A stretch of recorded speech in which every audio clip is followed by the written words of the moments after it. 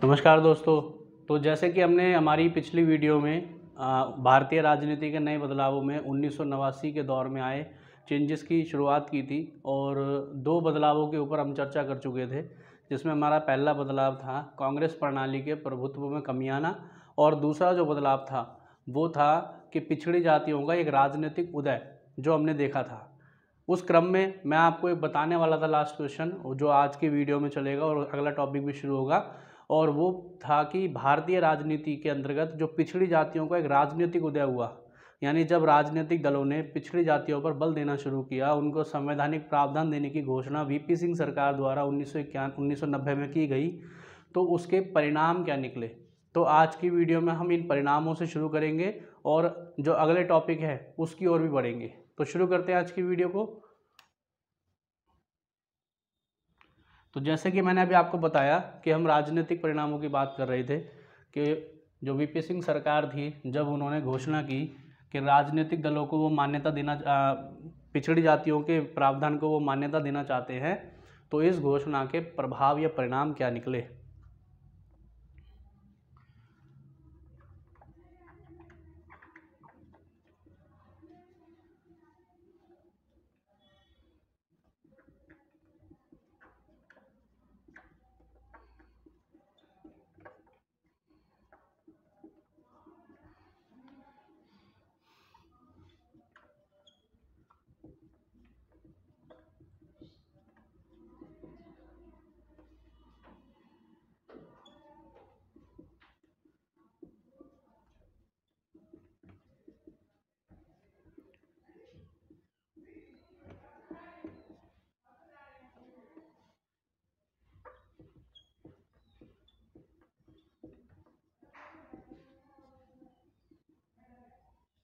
तो ये हमारा एक प्रश्न है जो मैंने आपके सामने लिखा है, हेडिंग में लिखा है कि 13 अगस्त 1990 में वीपी सिंह की सरकार द्वारा पिछड़ी जातियों को संवैधानिक मान्यता देने के परिणाम क्या निकले।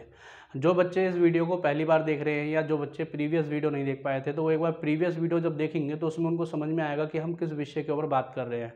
हम बात कर रहे हैं कि भारत में जो पिछड़ी जातियों का क्रम था, उनको संवैधानिक मान्यता देने के लिए जो मंडल आयोग बनाया गया था, दूसरा मंडल आयोग बनाया गया था, उसने अपनी रिपोर्ट जब सरकार को 1980 में दी थी और उस रिपोर्ट को आधार मानकर वीपी सिंह की सरकार द्वारा 6 अगस्त 1990 लोकसभा में और 9 अगस्त 1990 में राज्यसभा में बिल को पास करवाया गया था और 13 अगस्त 1990 के घोषित किया गया था कि हम जो पिछड़ी जातियों का संवैधानिक प्रावधान वाला कानून है हम उसको लागू करेंगे और ओबीसी यानी अन्य पिछड़े वर्ग को मान्यता देंगे। जब ये घोषणा उन्होंने की तो देश के अंतर्गत या उत्तर भारतीय क्षेत्रों में खास तौर पर एक बड़ा ही, आप कह सकते हो, विवाद देखने को मिला जो परिणाम का रूप लेकर आया। तो परिणाम हम देखते हैं। परिणामों में जो पहला परिणाम हमारे सामने आएगा वो है छात्र आंदोलन।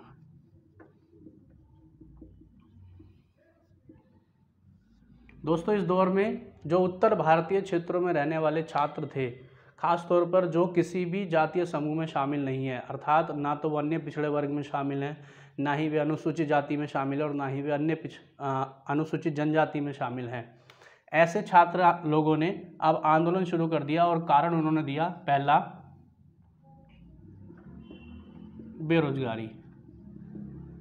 इनका कहना था कि उत्तर भारतीय क्षेत्र में क्योंकि बड़े राज्य हैं, जनसंख्या भी ज़्यादा है और उन क्षेत्रों में जो छात्र हैं उनकी बेरोजगारी की संख्या बढ़ती जा रही थी, परंतु उसके संदर्भ में सरकार ने कोई खास कदम न उठाकर पिछड़ी जातियों को संवैधानिक कार्य या संवैधानिक रूप देने का जो निर्णय लिया उसके ये खिलाफ थे और इसलिए उन्होंने पहला मुद्दा जो बेरोजगारी का था वो सरकार के सामने रखा और अपना विरोध जताया।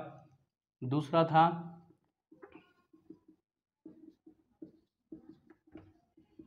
हिंसा की शुरुआत। उत्तर भारतीय क्षेत्रों में छात्रों ने बड़े स्तर पर हिंसा की सरकार के इस कानून के खिलाफ और बड़े पैमाने पर संपत्ति को नुकसान भी पहुंचाने का कार्य किया और ये हिंसा कुल मिलाकर इसीलिए थी कि सरकार के उस कानून से वे खुश नहीं थे जिसकी घोषणा सरकार ने कुछ ही समय पहले की है। तीसरा था यहाँ पर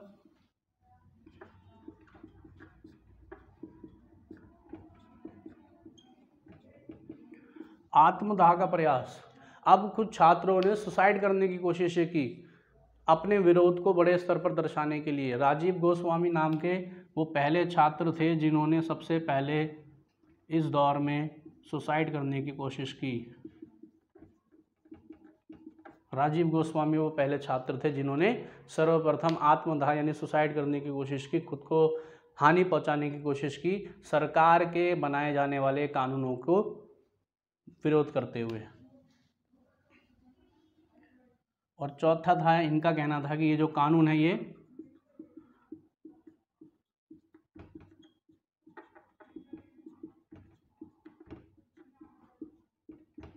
इनका मानना था कि जो कानून सरकार लेकर आई है ये सीधा सीधा कानून समानता के सिद्धांत के खिलाफ है, क्योंकि समानता का सिद्धांत तो सभी को कहता है कि भैया देश में सभी एक समान होंगे, सरकार जो कानून बनाएगी सबको एक समान मानकर बनाएगी, सबके हितों के लिए बनाएगी। परंतु इन छात्रों का कहना था और आंदोलनकर्ताओं का कहना था और सरकार विरोधी कानूनों का विरोध करने वाले लोगों का कहना था कि सरकार का ये कदम समानता के मौलिक अधिकार के प्रिंसिपल सिद्धांतों के खिलाफ है। इसलिए बड़े स्तर पर इस वीपी सिंह सरकार द्वारा पिछड़ी जातियों को संवैधानिक मान्यता देने की जो घोषणा की गई थी उसका विरोध शुरू हो गया।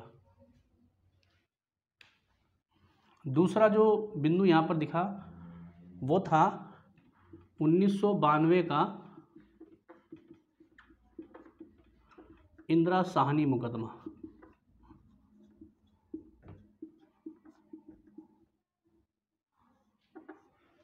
का इंदिरा साहनी मुकदमा। दोस्तों अभी मैंने बताया कि जनरली होता क्या है, भारतीय जो परिवेश है, क्योंकि भारत एक सबसे बड़ा लोकतांत्रिक देश है और इसके अंतर्गत अगर सरकार के किसी कानून से जनता खुश नहीं होती है तो जनरली वो सीधा सीधा न्यायपालिका के पास जाती है ताकि न्यायपालिका उसमें हस्तक्षेप करे और सरकार के उस गैर संवैधानिक कानून को ख़त्म करे। ऐसा मानते हुए इस दौर में इन पिछड़ी जातियों के कानूनों को लेकर बड़े स्तर पर जो मुकदमे हैं या जो कह सकते हो याचिकाएं हैं, कंप्लेंट्स हैं, वो कोर्ट में लगातार दायर की जाने लगी, जिनमें से एक प्रमुख कंप्लेंट थी इंदिरा साहनी मुकदमे के रूप से जानी जाती है 1992 में। इस कंप्लेंट के द्वारा सेम जो पिछड़ी जातियों के संवैधानिक कानूनों की मान्यता को लेकर घोषणा की गई है वीपी सिंह सरकार की, उस कानून के खिलाफ ये इंदिरा साहनी मुकदमा दायर किया गया और इनका सीधा सीधा मानना था कि ये जो कानून सरकार ने बनाया ये क्या है। इनका कहना था इंदिरा साहनी मुकदमे में पक्ष का कहना था कि जो कानून सरकार बना रही है वो क्या है, गैर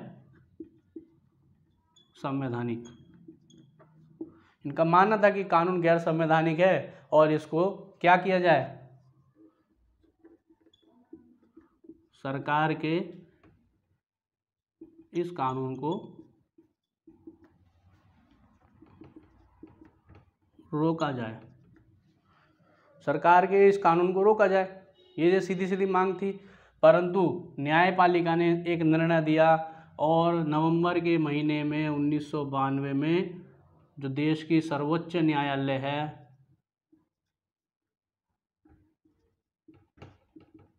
उसने निर्णय दिया किसके पक्ष में, सरकार के पक्ष में।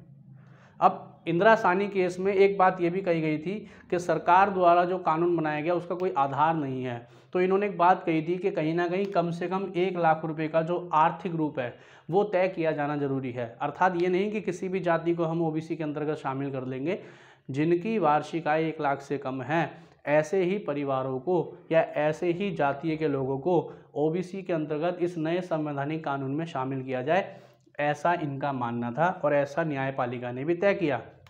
सुप्रीम कोर्ट ने क्या कहा कि 1 लाख की वार्षिक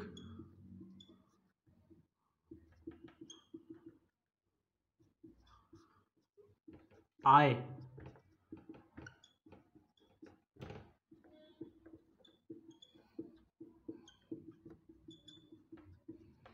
इन्होंने कहा कि 1 लाख की जिसकी वार्षिक आय ना उसको हम आर्थिक आधार मानेंगे, किसके अंतर्गत शामिल करने के लिए, संवैधानिक प्रावधान में इनको शामिल करने के लिए, जिसको 2008 में कितना कर दिया गया, 8 लाख रुपए। 2008 में ये राशि 8 लाख रुपए की तय की गई है। अगर किसी को ओबीसी के अंतर्गत शामिल करना है तो एनुअल राशि ये है। इस प्रकार जब सुप्रीम कोर्ट ने इंदिरा साहनी मुकदमे में सरकार के पक्ष को मानते हुए सरकार के समर्थन में ये फैसला दिया तो कहीं ना कहीं इस फैसले को लेकर भी जो बड़े स्तर पर विरोध था वो देखने को मिला। और इसका एक रूप ये था कि जो देश के राजनीतिक दल थे उन्होंने भी सरकार का विरोध शुरू कर दिया, और इन राजनीतिक दलों में ज़्यादातर उत्तर भारत की क्षेत्रीय राजनीतिक पार्टियां थी, और इनका सीधा सीधा कहना था कि सरकार द्वारा ये जो बिल लाया जाए, प्रस्ताव लाया जा रहा है, हम इसका विरोध करते हैं। परंतु बड़े स्तर पर देखा जाए तो जितनी भी केंद्रीय या राष्ट्रीय राजनीतिक दल थे या जो राष्ट्रीय पार्टियों को समर्थन देने वाले क्षेत्रीय राजनीतिक दल थे, कुल मिलाकर उन सब ने इस प्रकार के विषय को अपनी सहमति दी, और ये जो कानून है आने वाले समय में ये कानून बहुत जल्दी लागू भी हो गया, जिसके अंतर्गत 27% जो आरक्षण है वो अन्य पिछड़े वर्ग के लिए तय किया गया सरकारी नौकरियों में। इसके अलावा उनको बराबरी का दर्जा दिया गया, और भी बहुत सारे नवीन इसमें जो कानून हैं वो जोड़ दिए गए। तो इस प्रकार हमारा 1989 के बाद के समय में, गठबंधन के इस युग में, भारतीय राजनीति के इस नए दौर में जो दूसरा मेन बिंदु है वो अब खत्म हो चुका है। ठीक है, अब हम आगे एक तीसरा विषय लेकर चलेंगे, और तीसरा विषय है नई आर्थिक नीति। अभी इसको मैं रफ कर देता हूँ, उसके बाद इसको शुरू करते हैं।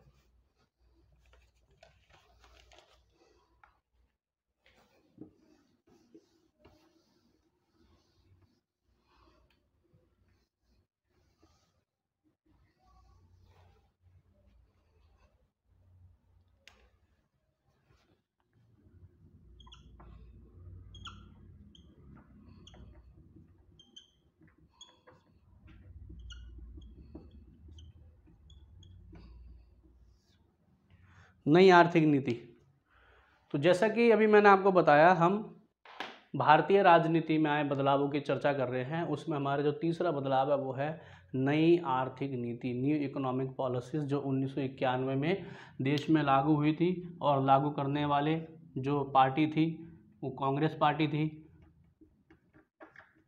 प्रधानमंत्री थे नरसिम्हा राव, और जो वित्त मंत्री थे सरकार में वो थे डॉक्टर मनमोहन सिंह। डॉक्टर मनमोहन सिंह आर्थिक सलाहकार वित्त मंत्री के रूप में कार्य संभाल रहे थे, और नई आर्थिक नीति को लागू करने में कहीं ना कहीं इन्हीं की एक महत्वपूर्ण भूमिका मानी जाती है। भारत को एक नए दौर में शामिल करने में भी इन्हीं का एक महत्वपूर्ण रूप माना जाता है। और आपको ध्यान में भी होगा कि आने वाली सरकार जो UPA 1 और UPA 2 2004 से 14 के बीच में थी, इस सरकार के दोनों कार्यकाल में प्रधानमंत्री के रूप में भी मनमोहन सिंह को देखा गया था।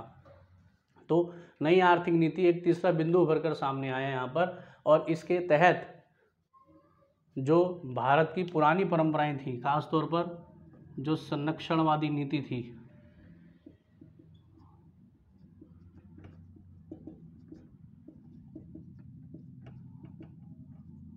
उसको त्यागने पर बल दिया गया। संरक्षणवाद की नीति को त्यागने पर बल दिया। भारत ने तय कर लिया कि जो आर्थिक संकट हमारे देश में आ रहा है, जो हमारी अर्थव्यवस्था बिगड़ रही है,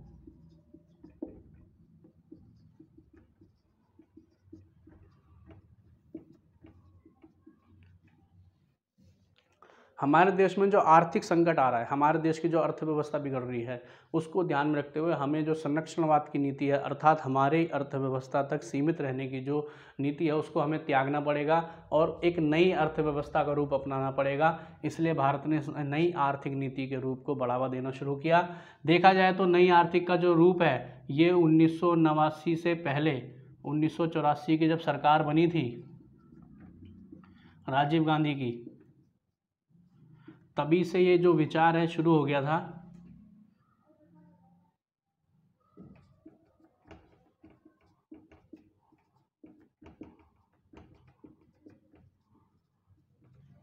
ये विचार राजीव गांधी की सरकार में आ चुका था, और जितनी भी सरकार इस दौर में आ रही थी वो सभी अपने अपने स्तर पर आर्थिक रूप से कोई ना कोई नई नई योजनाओं को देश में लागू करने की कोशिश कर रही थी, ताकि जो तीव्र आर्थिक विकास है, जो अर्थव्यवस्था का संकट है उसको खत्म किया जाए और तीव्र आर्थिक विकास पर तेजी से बढ़ा जाए।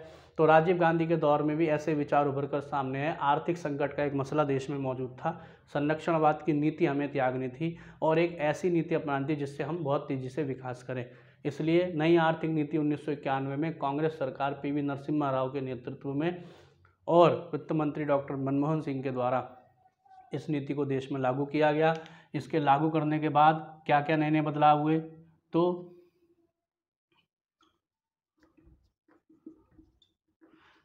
नई आर्थिक नीति के द्वारा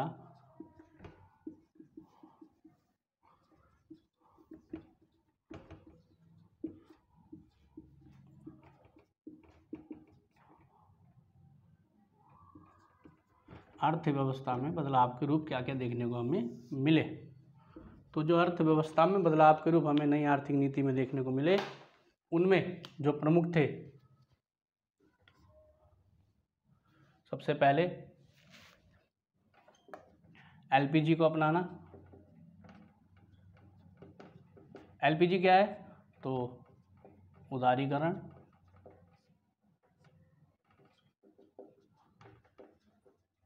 निजीकरण और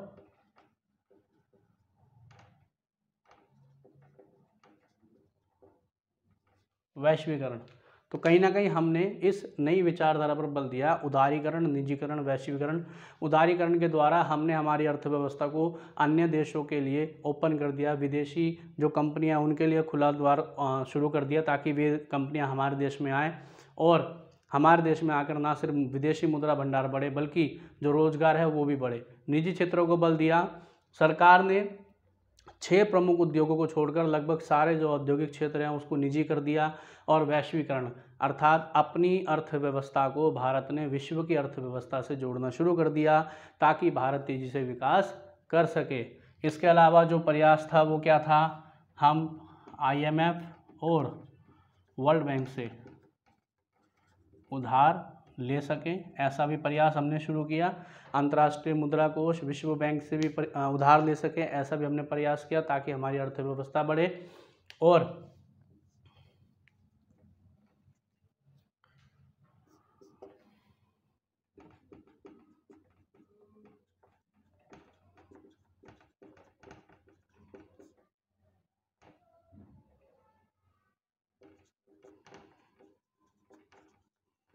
तीव्र अर्थव्यवस्था को बढ़ाने पर बल दिया हमने।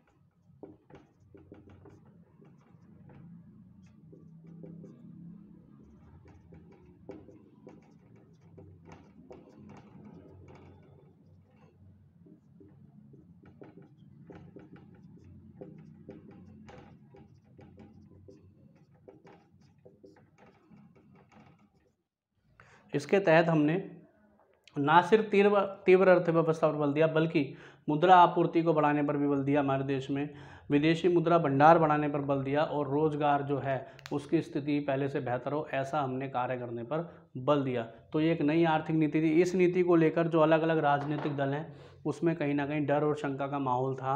ये था कि कहीं स्थिति हमारी और ख़राब ना हो जाए, परंतु ये एक बेनिफिशियल योजना रही भारत के लिए और आने वाले समय में इसका हमें काफ़ी हद तक लाभ भी मिला, क्योंकि इससे ना सिर्फ हमारा तीव्र विकास हुआ बल्कि हम एशिया और विश्व में अंतर्राष्ट्रीय स्तर पर एक उभरती हुई महाशक्ति के रूप में भी सामने आए।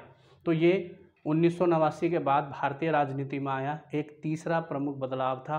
और इसके बाद अब हम अगली वीडियो में लेकर चलेंगे हमारा चौथा राजनीतिक बदलाव जो धार्मिक पहचान से संबंधित होगा। वहाँ पर हम कम से कम 2 से 3 बदलावों की चर्चा करेंगे और उस दौर में हम जानने की कोशिश करेंगे कि कैसे कैसे भारत में जो सांप्रदायिक रूप है और जो नए राजनीतिक दल हैं उन्होंने अपने आप को संप्रदायवाद से जोड़ा और ऐसे मुद्दे उभर कर सामने आए जो भारतीय राजनीति ही नहीं बल्कि आने वाले लंबे समय तक भी केंद्रीय बिंदु के रूप में नजर आने लगे। ठीक है, तो अगली वीडियो में मिलते हैं। आशा आपको ये वीडियो पसंद आई होगी। दोस्तों अगर ये वीडियो आपको पसंद आ रही है तो हमारे चैनल को आप लाइक सब्सक्राइब करें, ज़्यादा से ज़्यादा शेयर करें, ठीक है। और कमेंट बॉक्स में लिखें जो भी आपके सजेशंस हैं या जिस भी चीज़ के आपको डाउट्स क्यूरीज हो, नोट्स या अन्य किसी भी चीज़ को आपको ज़रूरत हो, कमेंट बॉक्स में मेंशन करें। हम आपको वो सारी चीज़ें टाइम टू टाइम प्रोवाइड कराएंगे।